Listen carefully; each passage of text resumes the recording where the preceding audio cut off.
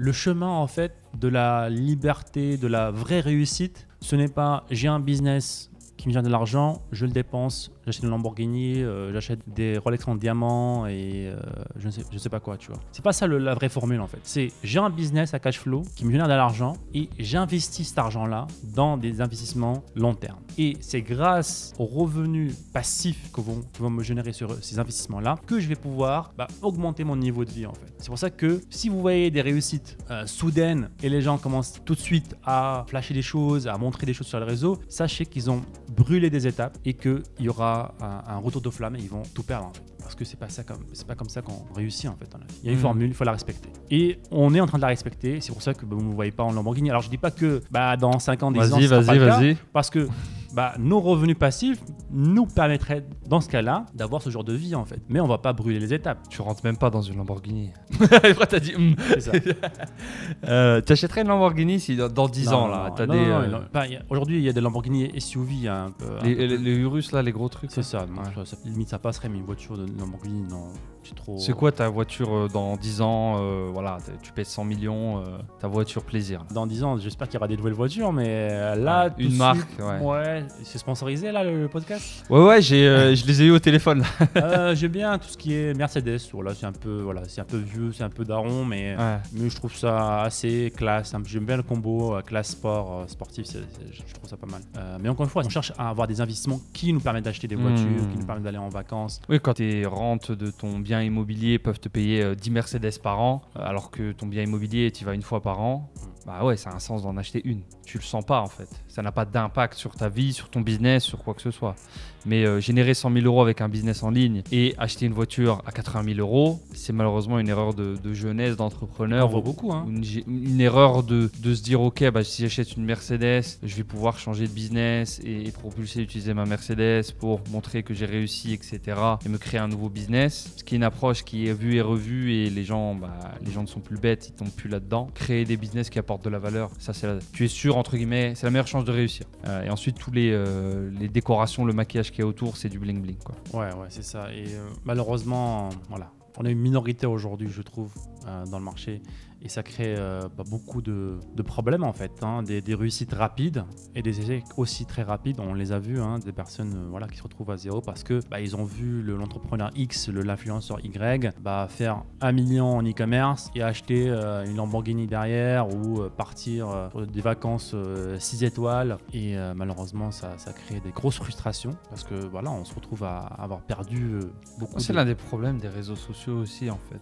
C'est que si tu es sensible à une sorte d'auto-jugement, de compétition, tu peux très vite te comparer aux autres, même indirectement en fait, parce que le système de tu ouvres ton Instagram et tu vois quelqu'un de ton âge, à peu près qui a commencé en même temps que toi, qui est en Lamborghini, alors que toi tu es encore dans ta phase de décollage, tu es potentiellement en train de devenir libre financièrement, tu peux créer de grosses frustrations et de grosses comparaisons inconscientes en fait, sans même t'en rendre compte en fait. Et ça c'est pour ça aussi que moi j'ai jamais été un ultra gros consommateur de réseaux, parce que honnêtement, je trouvais que j'y suis sensible en fait, de faire des comparaisons subconscientes. Je me compare pas à voix haute, je vais pas y penser pendant des jours et des jours, mais ça fait des petits flashs dans ma tête de me dire on avait commencé en même temps. Et même pas forcément des gens que je connais en fait, des gens complètement aux États-Unis, complètement machin. Et je les vois là-bas, ok, moi je suis pas encore là-bas et ça reste un peu derrière. Dans le subconscient, et je pense pas que ce soit sain. Alors de base je me trouve pas ultra touché par ça, mais des gens qui sont un petit peu pas forcément sur deux dans une période de transition, on te met ça dans la tête tous les jours, on te flash ça, c'est une sorte de poison en fait qui vient un peu t'empoisonner. Donc fais attention, les réseaux sociaux je pense, et encore une fois, il faut, je pense, c'est un travail sur soi en fait, parce que les réseaux ne vont pas changer, l'humain ne va pas changer, il y aura toujours des personnes qui vont montrer leur réussite, ce qu'ils ont, etc. Ça a toujours existé. C'est ça en fait. C'est que les réseaux sociaux ont amplifié la chose en fait. Donc, c'est-à-dire que là, c'est ça c'est un point super important en fait. Beaucoup de personnes diabolisent les réseaux comme étant, c'est à cause des réseaux sociaux, c'est à cause de ça. Mais c'est qui l'alimente le réseau? Et tu l'as très bien dit, c'est juste qu'aujourd'hui, maintenant, tu appuies sur un bouton, tu peux voir quelqu'un qui a réussi en Nouvelle-Zélande, au Canada, en Russie, qui a X millions. À l'époque, ils existaient déjà chez ces gens-là et ils étaient déjà dans leur ville en train de traîner en Rolls-Royce devant les pauvres, entre guillemets.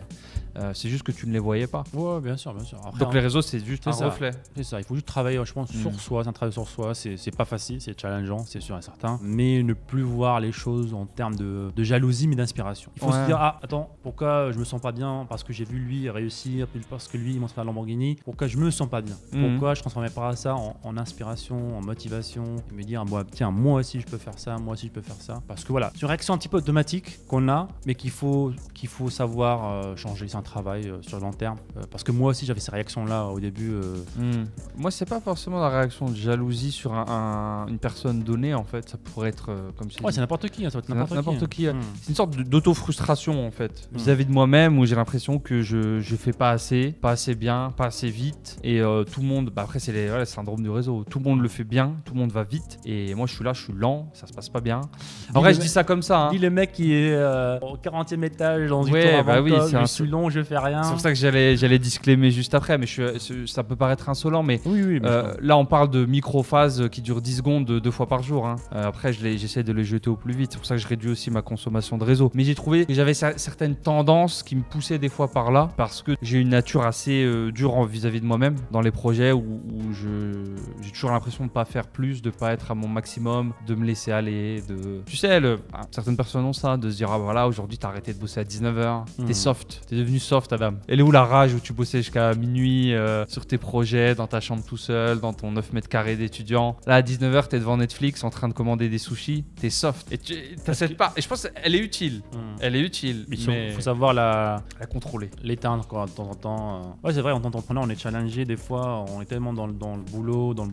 C'est que, à un moment donné, tu connais que ça, en fait. Donc, c'est un challenge. Moi, j'aime bien, en fait. J'aime bien ce sentiment-là. Mais bien sûr, il faut trouver l'équilibre. C'est avec un petit peu de la gratitude, savoir faire des pauses. Franchement, la gratitude, ça change beaucoup de choses.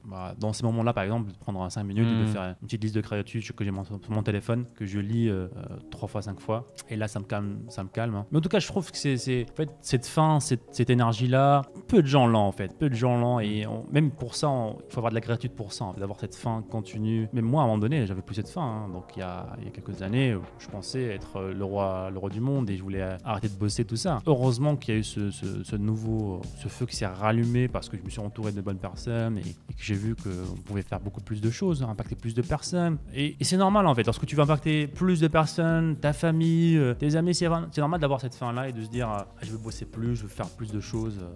Je trouve que c'est normal. Ouais, c'est intéressant. Mais balancer avec de la gratitude, bien sûr, pour pas tomber dans la schizophrénie et se dire je fais rien, ça peut être dangereux. Si vous avez aimé ce clip, cliquez ici pour voir d'autres clips. Sinon, cliquez ici pour voir l'épisode en entier. Ciao, ciao.